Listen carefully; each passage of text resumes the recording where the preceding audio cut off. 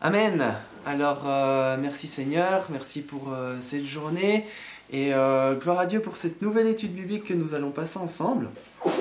Alors, j'avais à cœur que nous parlions du fameux passage sur les vierges folles et les vierges sages. Voilà. Donc, on va aller étudier un peu ce passage parce que on en a souvent entendu parler. Bon, ce que je vais dire, c'est pas nouveau, on va dire, parce que on a eu beaucoup d'enseignements. Je pense qu'il y a eu beaucoup d'enseignements, il y a eu beaucoup de messages qui ont été faits sur ce thème des vierges folles et vierges sages. Mais j'ai quand même eu à cœur de le faire, c'est pourquoi on va quand même en parler aujourd'hui. Amen. Donc, nous allons prendre ensemble Matthieu 25, versets 1 à 13, pardon, et nous allons le lire ensemble. Alors, Matthieu 25, versets 1 à 13. Alors, j'ai deux Bibles avec moi, parce que je trouve que, voilà, on va lire comme d'habitude dans la version MacArthur, et aussi on va faire le comparatif avec la version Thomson. Et la version Thomson est très bien faite aussi parce qu'elle a ce que Raïm nous a montré justement, elle a les versets qui sont en référence les uns avec les autres. Et bien sûr dans la MacArthur aussi, mais il y a aussi 2-3 petites notes sous le texte dans la Thomson qui font que parfois ils nous disent voilà, le vrai sens du mot d'origine est ceci ou cela. Et vous allez voir que c'est très intéressant. Amen. Amen. Alors, on a dit quoi? Matthieu 25, versets 1 à 13. Alors, le royaume des cieux sera semblable à 10 vierges qui, ayant pris leur lampe, allèrent à la rencontre de l'époux. 5 d'entre elles étaient folles et 5 sages. Les folles, en prenant leur lampe, ne prirent point d'huile avec elles, mais les sages prirent avec leur lampe de l'huile dans des vases. Comme l'époux tardait, toutes s'assoupirent et s'endormirent. Au milieu de la nuit, on cria « Voici l'époux, allez à sa rencontre !» Alors toutes ces vierges se réveillèrent et préparèrent leurs lampes. Les folles dirent aux sages « Donnez-nous de votre huile, car nos lampes s'éteignent. » Les sages répondirent « Non, il n'y en aurait pas assez pour nous et pour vous. Allez plutôt chez ceux qui en vendent et achetez-en pour vous. » Pendant qu'elles allaient en acheter, l'époux arriva. Celles qui étaient prêtes entrèrent avec lui dans la salle des noces, et la porte fut fermée. Plus tard, les autres vierges vinrent et dirent « Seigneur, Seigneur, ouvre-nous !» Mais il répondit « Je vous le dis en vérité, je ne vous connais pas. Veillez donc, puisque vous ne savez ni le jour ni l'heure. » Amen. Donc, dans ce passage, bon, si on prend le passage brut comme ça, on voit que ça nous parle quoi de 10 vierges, de 10 vierges, d'un époux, et de noces. Amen. Donc on va aller lire, voilà, on va aller lire ce qu'il en est, donc au verset 1. On va reprendre le verset 1. Alors le royaume des cieux sera semblable à 10 vierges. Donc déjà, le royaume des cieux sera semblable à 10 vierges. Donc ça nous parle aussi du royaume des cieux. Ces 10 vierges, ayant pris leur lampe, allèrent à la rencontre de l'époux. Amen. Ça c'est déjà très intéressant parce que le royaume des cieux, il dit que c'est semblable à 10 vierges. On verra pourquoi ensuite 10 vierges ou... faudrait voir, parce que je sais que parfois dans la Bible, le terme vierge n'est pas traduit comme il faut. Par exemple, quand il est question de Marie, la Vierge Marie, Raïm nous a déjà enseigné comme quoi c'était pas la Vierge Marie, ce qui était vraiment marqué à l'origine, c'était la jeune fille prénommée Marie, quoi. La jeune fille, voilà. Alors bien sûr, elle était pure, certainement, c'est sûr même, mais semble-t-il, dans le texte, c'est pas marqué la Vierge Marie. C'est la jeune fille, la jeune femme, quoi. Amen. Donc là, il faudrait voir aussi, mais on va pas s'attarder là-dessus ce soir. Amen. Ayant pris leur lampe, allèrent à la rencontre de l'époux. Donc ça, c'est déjà intéressant parce que, d'ailleurs, en lien avec ce dont on avait parlé la dernière fois, le fait d'aller du chemin que l'on prend, eh ben, le royaume des cieux, c'est aussi 10 vierges qui vont à la rencontre de l'époux. Amen. Elles vont à la rencontre de l'époux. Donc ça veut dire qu'il y a une marche. Déjà, ça veut dire que le royaume de Dieu, des cieux, pardon, c'est un chemin sur lequel on marche. Amen. C'est quelque chose qui est en mouvement. Amen. Deuxième chose, il y a marqué « prendre leur lampe ». Donc si c'est marqué dans la Bible qu'elles ont pris leur lampe, ça veut dire que c'est quelque chose d'important. Ce n'est pas un détail, c'est important. Amen. Et ensuite, c'est ce que j'ai dit, le troisième point, c'est aller à la rencontre de l'époux. Verset 2, 5 d'entre elles étaient folles et 5 sages. Et là, voilà, c'est là qu'on en vient. Donc 5 étaient folles et 5 étaient sages. Donc il y a là quelque chose qui s'oppose. Il y avait la moitié qui était folle et l'autre moitié qui était sage. Si je prends les petites notes qui sont marquées dans mon autre Bible, donc la Thompson, c'est marqué 5 d'entre elles étaient folles et 5 sages. À sage, il me renvoie vers une petite note qui dit littéralement prudente. C'est intéressant. Ça veut dire qu'il y en avait 5 qui étaient folles et 5 qui, finalement, au sens le plus proche du texte, elles étaient prudentes. Donc sage, dans le sens de, on va dire, prudente. Ça change déjà un petit peu, hein, ça ramène d'autres notions là. Amen. Voilà. Alors je vais essayer de ne pas m'emmêler les pinceaux. Donc c'est différent. Donc 5, les sages, donc, ou plutôt prudentes. On va aller lire maintenant ce qui nous est marqué par rapport à ce verset, et surtout par rapport à... J'ai recherché par rapport au mot prudent. Amen. Donc c'est des versets là aussi que vous connaissez.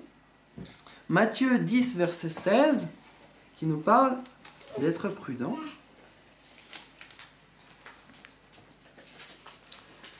Voici, je vous envoie comme des brebis au milieu des loups. Soyez donc prudents comme les serpents et simples comme les colombes. Amen. Ça, nous connaissons tous ce passage. Là, cette prudence, elle fait référence à quoi? Elle fait référence au fait, ce qui est marqué plus haut, voici, je vous envoie comme des brebis au milieu des loups. Quand il y a des brebis qui vont au milieu des loups, généralement, la brebis ne fait pas long feu. Amen. Pourquoi? Parce que les loups, ils vont rapidement avoir faim et puis vouloir dévorer la petite brebis. Amen. Ça me rappelle la chef de Monsieur Seguin, dont on a déjà parlé. Et voilà. Elle aussi, elle voulait les gambader. Et puis, voilà. Seulement, il y avait des loups dans le coin et... voilà, on sait ce qui arrive. Amen. Donc, prudent, ça veut dire que... Et puis, quand on lit ce passage, donc bien sûr, là, il est question de vierges, on va dire de jeunes filles, qui vont à la rencontre de l'époux. Donc ça veut dire que... Et qui vont à l'encontre de l'époux, ça veut dire qu'elles sont sur le chemin pour rencontrer l'époux. Ça veut dire que, sur ce chemin, il va y avoir... des embûches, il va y avoir peut-être des loups, justement, peut-être des loups, on a souvent entendu parler de loups ravisseurs, et tout simplement, moi, ça m'a fait penser à un passage qui est dans la Bible, le fameux passage qui dit que le diable rôde comme un lion rugissant, cherchant qui il pourra dévorer. Vous connaissez tous ce passage. Je l'ai pas recherché cette fois-ci, mais voilà, on comprend vite que ça fait référence. Voilà, on peut faire le lien avec ce passage. Donc la prudence, c'est qu'en effet, eh bien, il faut que l'on sache que quand nous allons aller parce que nous sommes sur le chemin pour aller à la rencontre de l'époux, en tant que chrétien, eh bien, ce sera un chemin où il y aura des embûches, où il y aura des loups, où il y aura justement le diable qui voudra aussi nous dévorer. Amen. Et pour cela, ce qui nous est marqué, si on reprend Matthieu 25, pour cela, il nous est dit qu'elles ont pris leur lampe. Amen. Donc là, il y a aussi un lien à faire. On va continuer quand même dans Luc 12, versets 42 à 48. Luc 12.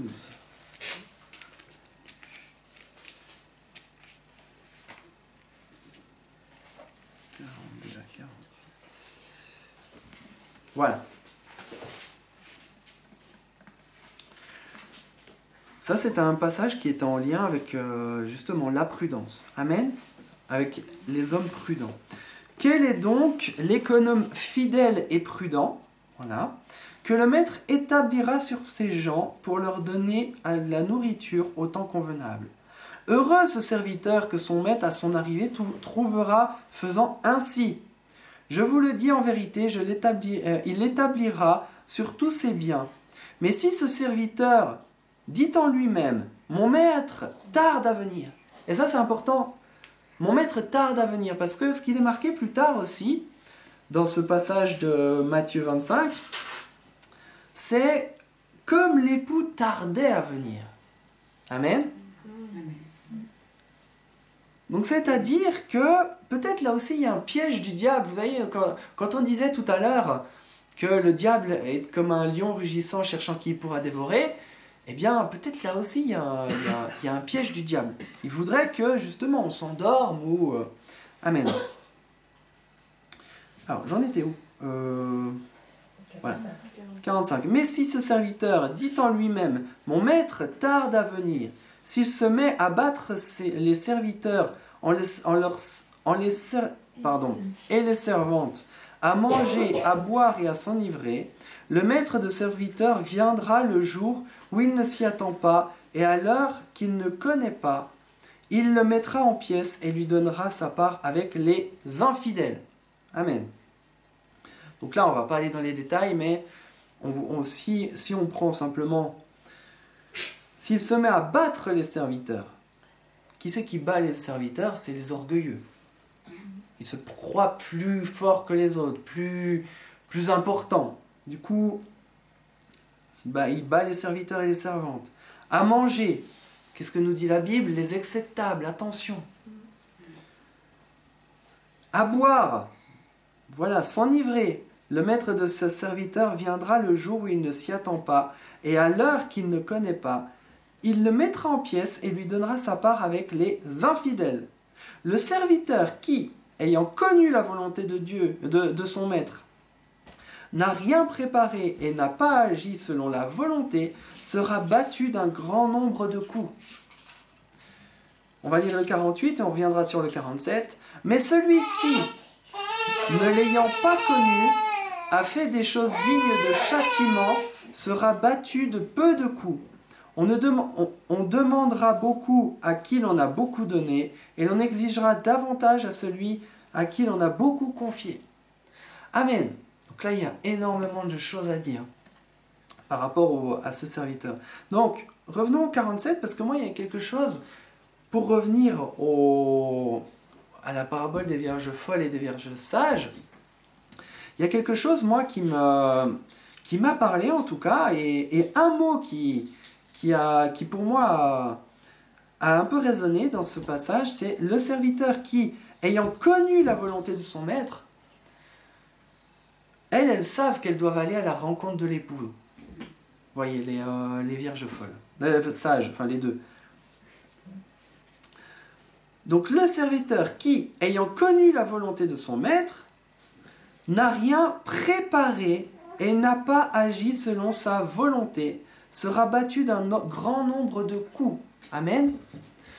Moi, c'est le mot préparer qui m'a fait, qui m'a beaucoup parlé, parce pour moi, c'est fort. ce mot préparer. Si on revient dans le contexte des vierges folles et des vierges sages, elles vont à la rencontre de l'époux. Pourquoi? Pour ne pas... C'est pas simplement pour rencontrer l'époux et puis lui dire bonjour, comment ça va, et après c'est fini. Non, c'est pour des noces, c'est pour un mariage. Amen. Et ce qui nous est enseigné dans l'œuvre, ce que Raïm nous a enseigné, c'est que quand un jeune couple se forme, les premières choses qu'ils doivent faire, c'est l'un et l'autre se préparer eux-mêmes justement à la rencontre de l'un et l'autre. Amen. Au jour du mariage. Et première chose, c'est que chacun doit se préparer. Chacun doit se préparer, chacun doit se dire, voilà, qu'est-ce qui m'attend dans cette nouvelle relation. Amen. Amen. Eh bien, si l'on fait le lien entre ces deux passages, elles sont sur le chemin pour rencontrer l'époux. Ça veut dire que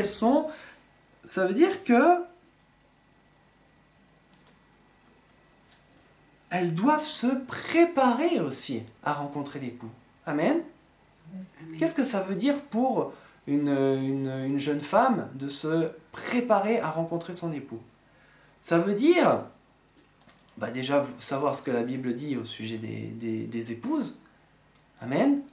Qu'est-ce qu'elle dit?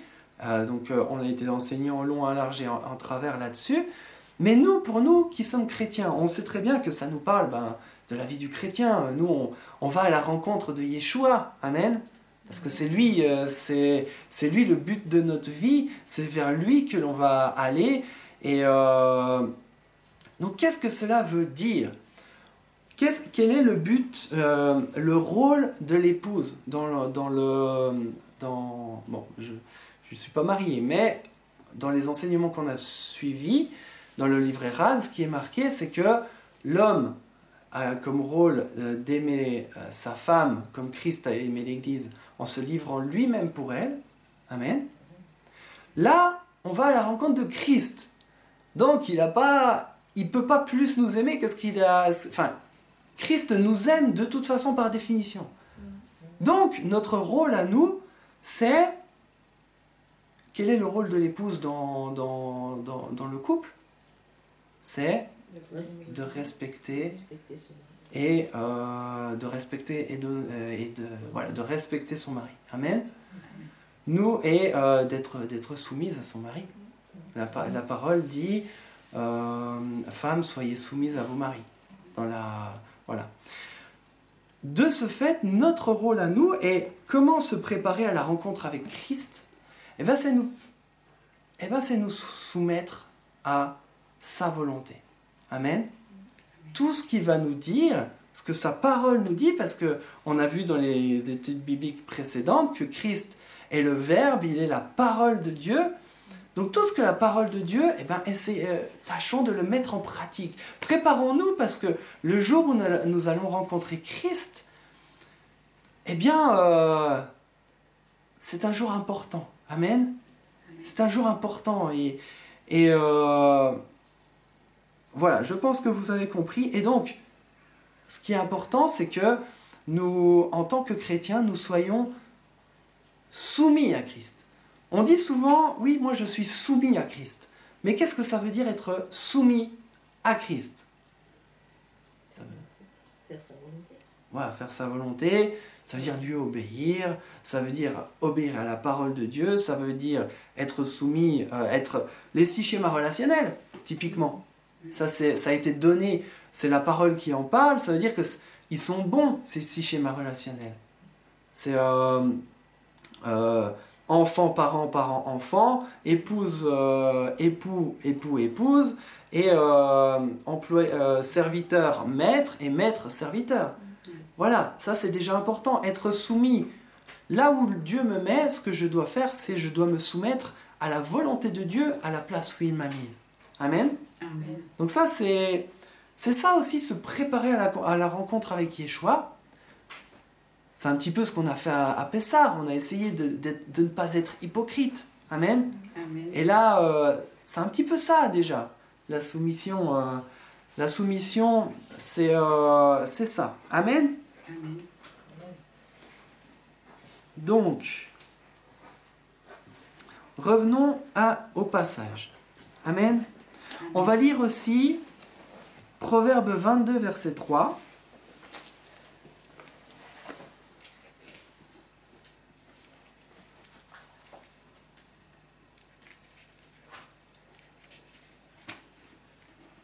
Qui nous parle toujours, bien sûr, de prudence. Je dis pour Chantal qui vient d'arriver. On parle sur Matthieu 25, versets 1 à 13. Et c'est les vierges folles et les vierges sages. Et c'est pas simplement les vierges folles et les vierges sages, c'est si on voulait traduire, semble-t-il d'après ma Bible, si on veut traduire d'une manière plus juste, ce serait les vierges folles et les vierges prudentes. Donc on va regarder, et on est en train de regarder un petit peu ce que nous dit justement la prudence. Amen, la Bible par rapport à la prudence. Proverbe 22, verset 3 nous dit « L'homme prudent voit le mal et se cache, mais les simples avancent et sont punis. » Amen. Donc l'homme prudent, il voit le mal et il se cache. Et ce que j'ai bien aimé dans ce passage, et c'est pourquoi je le cite aujourd'hui, c'est parce que l'homme prudent, c'est l'homme de qui nous parlons aujourd'hui, hein, la vierge prudente. Voilà, c'est l'homme prudent. Il voit le mal, ça veut dire qu'il connaît la vérité, et il se cache. Il ne va pas essayer de faire le malin pour dire « moi je suis plus fort que ceci », ou alors il va discerner, le Dieu, Yeshua dans notre cœur nous fait discerner, et comme on disait juste avant, la soumission fait que, voilà, on ne va pas être orgueilleux en nous disant, bah, voilà, je vais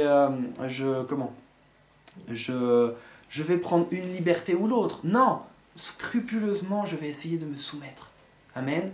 Amen. On disait souvent, il n'y a pas longtemps, les personnes qui disent, j'ai bien le droit de faire ceci ou j'ai bien le droit de faire cela. Attention. Pourquoi ? Parce que si tu sais qu'une chose est limite, cache-toi face à cette chose, évite au maximum, plutôt que de tendre le bâton pour qu'on te tape. Amen. Amen. Le j'ai bien le droit de, justement, est à éviter. Amen. En tant que chrétien, on doit surtout dire, Seigneur, comment puis-je me préparer à ta venue finalement ? Amen. Amen. Amen. Alors, on va ensuite... on pourrait lire Jean 3, verset 29. On va faire un petit saut parce que j'aurais dû le dire au départ.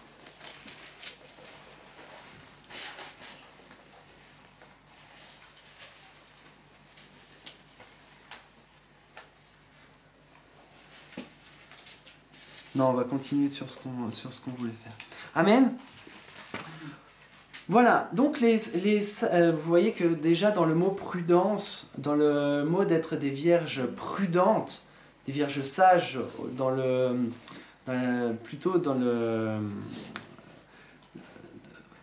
aussi par rapport au mot prudent, ça veut dire beaucoup de choses. Amen. Déjà, rien que là. Ensuite, l'huile. Puisqu'au verset 3 et 4, nous avons vu qu'il est parlé de l'huile. Les folles, en prenant leur lampe, elles ne prirent pas d'huile avec elles. Amen. Mais les sages prirent avec leur lampe de l'huile dans des vases. Amen. Elles avaient compris que voilà, il fallait de l'huile. Mais qu'est-ce que cette huile? Amen. Qu'est-ce que cela veut dire? La parole nous dit dans Exode 27. Donc, première chose, on va lire Exode 27, verset 20. Pas aller trop vite.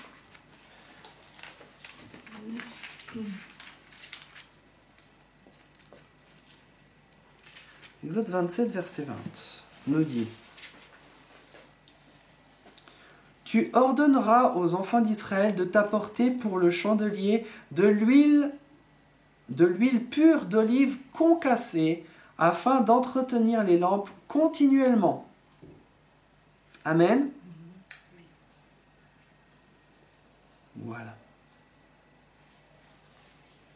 Bon, on peut lire la suite aussi. C'est dans la tente d'assignation, en dehors du voile qui est devant le témoignage, qu'Aaron et ses fils la prépareront pour que les lampes brûlent du soir au matin en la présence de l'Éternel. C'est une loi perpétuelle pour les descendants et que devront observer les enfants d'Israël. Amen. On peut lire tout de suite Lévitique 24, verset 2.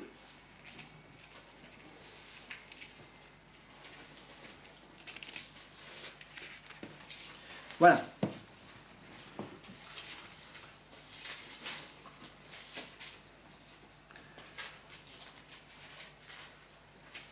Amen. Alors, Lévitique 24, verset 2. Ordonne aux enfants d'Israël de t'apporter pour le chandelier de l'huile pure d'olive concassée afin d'entretenir les lampes continuellement. En fait, c'est le même passage finalement. Amen.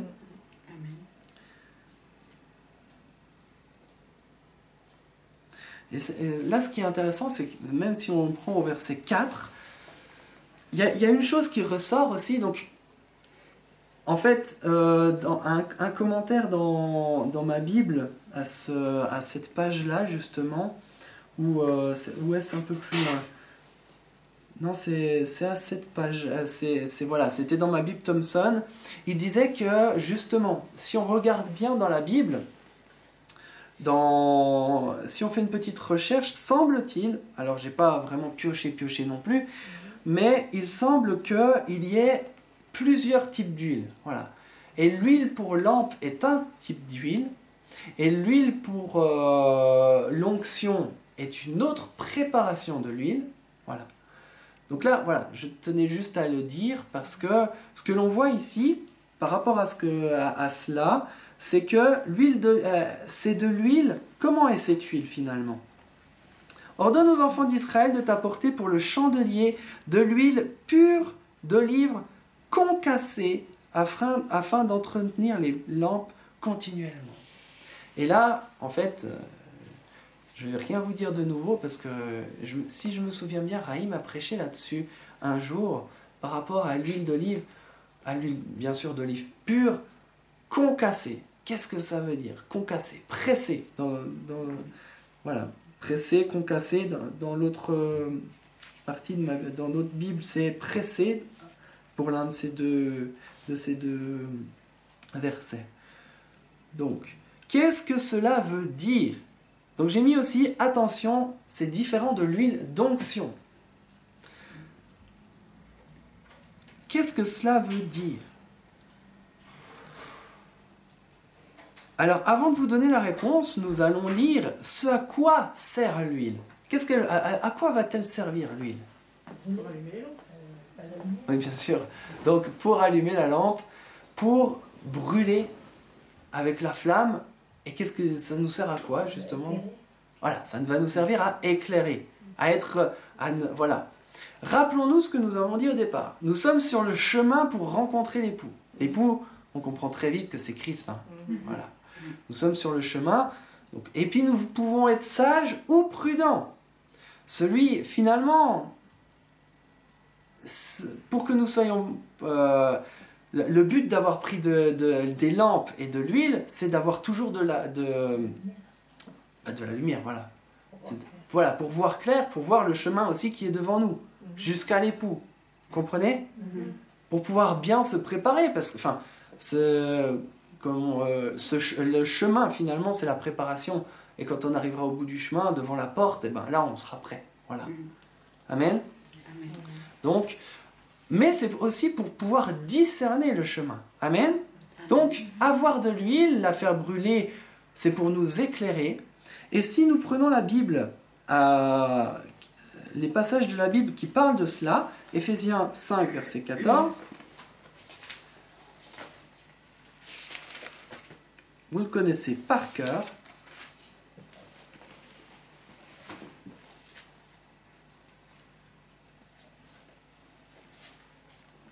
On peut même lire à partir du verset de 8 à 14 finalement. Autrefois, vous étiez ténèbres. Voilà, On voit clairement la différence. Avant, c'est vrai que nous vivions dans les ténèbres. Mais nous, ce que l'on veut, c'est justement que vivre dans la lumière, finalement. Amen. Amen. Et ça nous rappelle aussi la première étude biblique que nous avons eue ici avec Raïm. Il nous parlait justement de la lumière. Amen. Amen. Si je me souviens bien. Oui. Il a parlé de la lumière, qui est finalement, voilà, on va le lire, mais finalement la lumière c'est Christ dans notre vie. Amen. Amen. Voilà, autrefois vous étiez ténèbres, donc Éphésiens 5 verset 8. Et maintenant vous êtes lumière dans le Seigneur. Amen. Amen. Dans le Seigneur. Et je dirais aussi par le Seigneur, parce que Christ en nous va justement être cette lumière. Amen. Amen. Marchez comme des enfants de lumière, car le fruit de la lumière consiste en toutes sortes de bonté, de justice et de vérité. Examinez ce qui est agréable au Seigneur, et ne prenez point part aux œuvres infructueuses des ténèbres, mais plutôt condamnez-les. Donc ça fait partie aussi, comme on disait tout à l'heure, si on revient à ce qu'on a dit, Vierge prudente, la Vierge prudente, le chemin, c'est un chemin de préparation.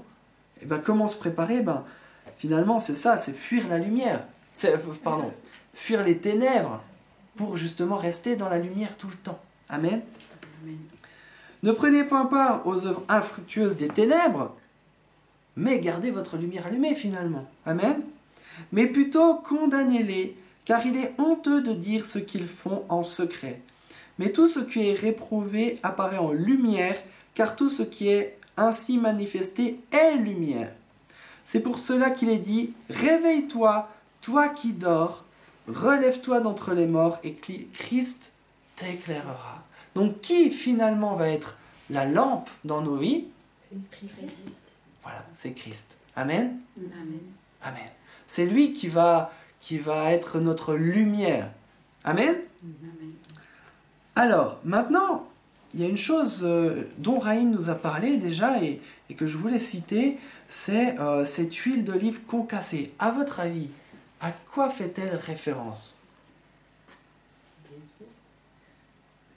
Sois pressé. Voilà, c'est le fait d'être pressé. Mais si, bon, allez, je vous donne la réponse. Si on prend Ésaïe 53,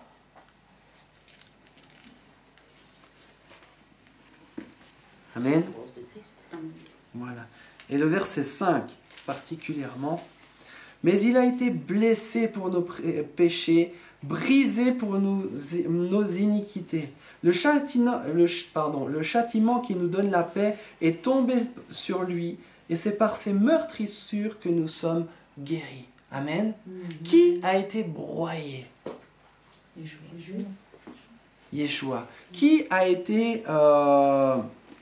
si je vais quand même lire là, parce que la Bible Thompson parle aussi de cela avec justement une version qui... Voilà. Mais il était transpercé à cause de nos crimes, écrasé à cause de nos fautes. Vous voyez la différence? Ouais. Donc les deux sont parlants, mais là c'est vrai, écrasé à cause de nos fautes, le châtiment qui nous donne la paix est tombé sur lui, et c'est par ses meurtrissures que nous sommes guéris. Amen. Donc il a été écrasé, broyé. Quand Christ a donné sa vie, il faut bien imaginer qu'il était Dieu. Amen. Mais de Dieu, il s'est fait homme, et d'homme, il a donné sa vie pour les autres hommes. Donc de Dieu, de Dieu qui est souverain de toutes choses, il le disait lui-même, il a donné sa vie pour que des hommes pécheurs soient réconciliés avec Dieu. Amen. Amen. Ça, voilà. Donc, ça veut dire quoi ça? Et puis en plus, comment cela s'est passé? Il a été meurtri, il a été... c'est ce qui a marqué ici. Il a été transpercé, il a été écrasé à cause de nos fautes. Amen. Amen. C'est parlant. Et quand j'ai lu ce passage tout à l'heure de Matthieu 25, versets 1 à 13, non, c'était peut-être pas celui-là, c'était Éphésiens 5, 8 à 14. 5, verset 14. On voit que Christ... Non, c'était ceux qui... Exode 27, voilà, verset 20.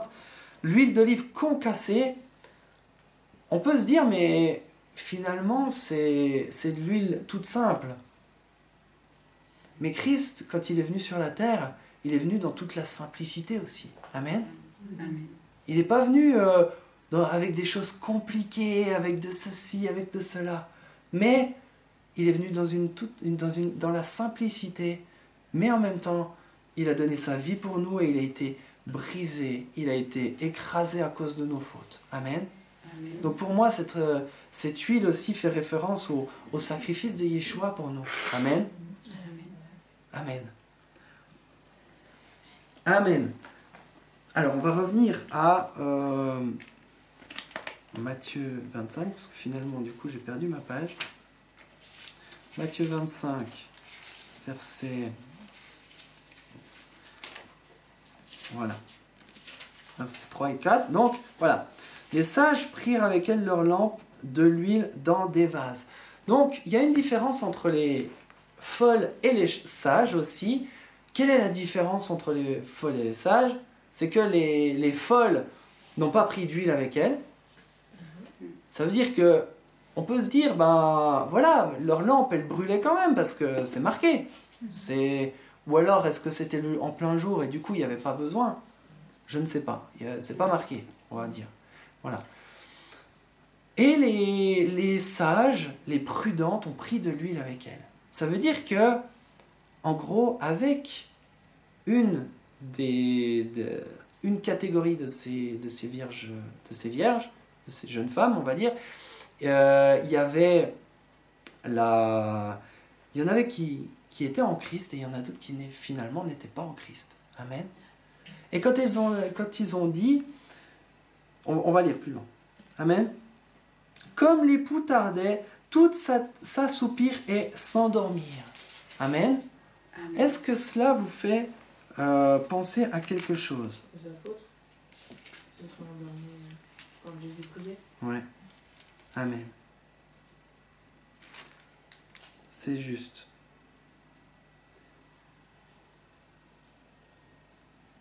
Alors.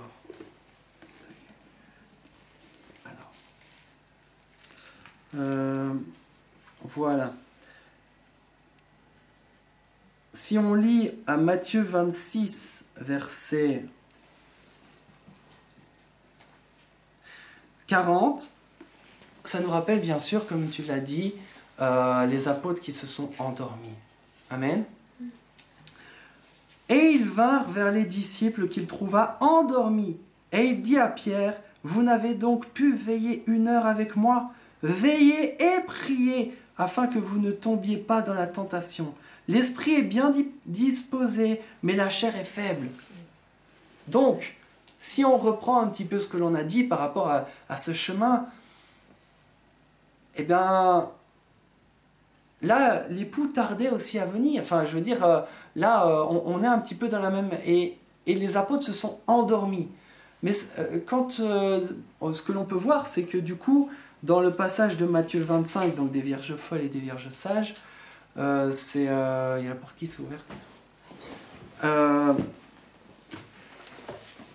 Eh bien, ce que l'on peut dire, c'est que s'endormir, ça veut dire quoi? Ça veut dire, s'endormir. On lutte tous pour prier, on lutte tous pour essayer de garder le cap. Mais ce que cette parabole des vierges folles et des vierges sages nous dit, c'est que c'est important pour garder justement... c'est important de ne pas nous endormir et de continuer à prier. Amen. Amen. Je sais que voilà, on me le dit souvent, l'importance de prier. Même si c'est dur, il faut se lever. Amen. Amen. Donc je vous invite aussi à le considérer. Au milieu de la nuit, on cria « Voici l'époux » et « Allez à sa rencontre ». Alors mais ce qui est intéressant, c'est que c'est au milieu de la nuit. Amen. À votre avis, à quoi cela fait-il référence par rapport à ce qu'on a déjà lu? Ça peut faire référence à ça. Ténèbres. Comment? Les ténèbres. Bah oui, mais quelles ténèbres? C'est les plus noirs. Ouais. au milieu de la nuit, c'est clair, ça veut dire c'est... On peut dire, d'après ce qu'on a vécu, c'est peut-être quand le péché sera sera aussi très fort, on va dire. Au milieu de la nuit, c'est le noir complet, c'est... On a lu tout à l'heure, on vivait avant dans les ténèbres. Mais, voilà. Ça nous rappelle aussi le passage où Yeshua disait, quand je vais revenir sur la terre, est-ce que je trouverai encore la foi? Est-ce que tout le monde sera endormi? Ou est-ce que je trouverai encore la foi? Amen. Amen.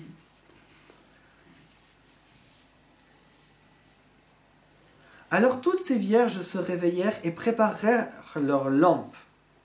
Les folles dirent aux sages, « Donnez-nous de votre huile, car nos lampes s'éteignent. » Donc, finalement, qu'est-ce que l'huile? Pour répondre à la question de tout à l'heure, c'est quoi l'huile? Les prières. En gros, c'est notre communion avec Yeshua. Mais communion profonde. Amen. C'est Yeshua, c'est quand on a connu, c'est quand on connaît en nous-mêmes ce que Yeshua a aussi souffert.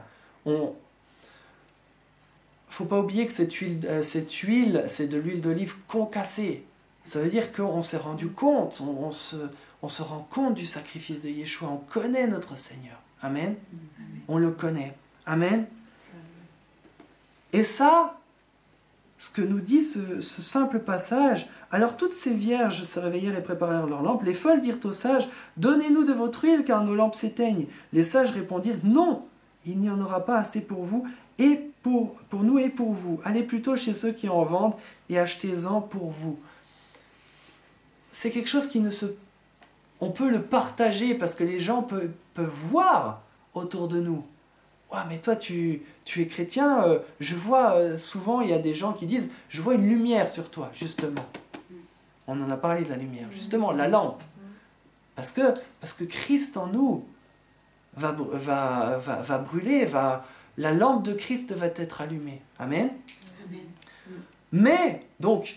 Mais, ce qui se passe, c'est que c'est quelque chose, on ne va pas pouvoir vivre l'un pour l'autre, d'après la foi de l'autre. Amen. C'est quelque chose qui nous est personnel. C'est quelque chose qui n'est pas... Je ne peux pas vivre sur la foi de ma sœur. Amen. Je suis obligé d'avoir justement d'avoir Christ en moi. Amen. Amen. Et c'est ça, avoir de l'huile, c'est est-ce que j'ai Christ en moi ou est-ce que je n'ai pas Christ en moi finalement. Amen. C'est ça l'important. Voilà. Pendant qu'elles allaient en acheter, et puis voilà. Allez plutôt chez ceux qui en vendent et achetez-en pour vous. Pendant qu'elles allaient en acheter, l'époux arriva. Celles qui étaient prêtes entrèrent avec lui dans la salle des noces et la porte fut fermée. Moi j'ai pas eu le temps vraiment de creuser ce passage-là, ces quelques versets-là, mais pendant qu'elles allaient en acheter, il y a le fait d'aller en acheter. Et pour moi, en tout cas, il y a quelque chose qui... C'est pas un commerce, amen. La foi, c'est pas un commerce. Si c'est marqué ici d'aller en acheter, c'est peut-être qu'il y en a qui se confient, peut-être dans leur richesse, peut-être plutôt que justement de chercher vraiment une relation personnelle avec Dieu, une vraie foi en Dieu. Amen. De la vraie huile. Amen. Une huile vraiment réelle. Non, ben, tu n'en as pas voulu parce que, voilà, tu as été négligente dès le départ. Amen. Ça peut... Comment ont-elles été négligentes? Je pense aussi que là, c'est quelque chose de personnel. Peut-être justement qu'elles ne se sont pas préparées comme nous avons vécu à Pessar avec ce cœur pour dire au Seigneur, Seigneur, nous voulons être honnêtes en face de toi. Nous voulons être honnêtes en toi. Amen. Et tout ça, ça veut dire que c'est sur cette préparation, les vierges prudentes se préparent. Amen. Parce qu'elles vont rencontrer leur époux. Et c'est ça aussi, au fur et à mesure. Amen. Amen. Mais il y en a qui n'ont pas voulu justement se préparer parce qu'elles avaient peut-être... Elles avaient d'autres choses. Et peut-être justement pour que ce soit marqué, allez chez ceux qui en vendent et achetez-en pour vous. Le problème, c'est que peut-être ça parle justement qu'elles se sont confiées dans leur richesse. Je ne sais pas. Amen. Mais en tout cas, c'était trop tard. Amen. C'est pas à la dernière minute qu'on va dire il faut absolument que non. C'est vraiment la préparation se fait dès maintenant. Amen. Amen. Dès qu'on a été choisi, parce qu'il ne faut pas oublier aussi que la Bible nous parle que c'est Dieu qui nous choisit. Vous vous rendez compte le privilège que nous avons? Nous faisons partie des vierges, des futures épouses entre guillemets, de Christ. Amen. Nous allons à la rencontre de Christ. Amen. Amen. Donc tout comme une jeune fille doit se préparer en vue du mariage, tout comme l'époux, mais Christ, voilà, il n'a pas besoin de la préparation, puisqu'il a même prouvé qu'il était prêt. Eh bien, nous devons nous préparer par rapport à la soumission, par rapport à l'honnêteté, par rapport à tout cela. Amen. Je pense que vous avez compris. Voilà. Et ça se fait, on doit se préparer dès le moment où nous savons que nous avons été choisis. Amen. Pas attendre le dernier moment. Amen. Amen. Amen. Donc, pendant qu'elles allaient en acheter, l'époux arriva, celles qui étaient prêtes. Voilà, elles étaient prêtes. C'est intéressant. Elles étaient prêtes. Elles s'étaient préparées. Et quand le jour est venu, elles étaient prêtes. Elles avaient fait le chemin. Elles avaient l'huile. Elles étaient prêtes. Amen. Amen. Elles avaient passé les différentes étapes par lesquelles elles devaient passer. Elles entrèrent avec lui dans la salle des noces, et la porte fut fermée. Et malheureusement pour les autres, plus tard, les autres vierges vinrent et dirent « Seigneur, Seigneur, ouvre-nous » Mais il répondit « Je vous le dis en vérité, je ne vous connais pas. » Waouh! Je ne vous connais pas. Ça nous parle de quoi, ça? Ça nous parle de ce que nous avons dit juste avant. L'huile que nous avons ou que nous n'avons pas, si tu vas acheter de l'huile vers ceux qui en vendent, c'est pas comme ça que tu vas connaître Christ. Pourtant, à ce moment-là, elles avaient de l'huile. Mais c'était pas de la vraie huile, c'était pas de la bonne huile. C'était pas Christ. C'était de l'huile, on ne sait pas quelle huile, mais c'était de l'huile fabriquée, c'était de l'huile, voilà. Tandis que celles qui étaient passées par tout ce chemin, alors le voyage du pèlerin on parle du chemin, justement, de toute notre vie de chrétien, et celui qui est passé par les étapes, et qui a appris, qui a changé, qui a accepté, qui s'est soumis à Christ, eh bien lui le connaît vraiment. Amen. Amen. Amen. Et donc, ça veut dire que c'est très profond finalement. Amen. Veillez donc puisque vous ne savez ni le jour ni l'heure. Amen. Amen. Donc là, il donne encore, quand il dit veillez donc puisque vous ne savez ni le jour ni l'heure, ça veut dire faites attention à vous, ne soyez pas des vierges folles qui allaient attendre la dernière minute pour dire, vous savez, un petit peu, on a cette image sur le lit de mort, des personnes qui, toute leur vie, ont renié Christ en face, pourtant ils savaient que c'était la vérité, et parce qu'il faut, à la fin, ils disent, oh Seigneur, je te demande pardon. C'est délicat, amen. Mais ceux qui savent que Christ, et bon, je pense que c'est le cas pour nous tous ici, on sait que Christ a donné sa vie pour nous, on sait, voilà, eh bien, faisons tous les efforts possibles pour nous préparer à sa venue, amen. Nous préparer d'une manière digne et d'une manière profonde, amen, en nous rappelant que Christ a été, justement, a été concassé, a été brisé pour nous, amen. Qu'est-ce que cela veut dire?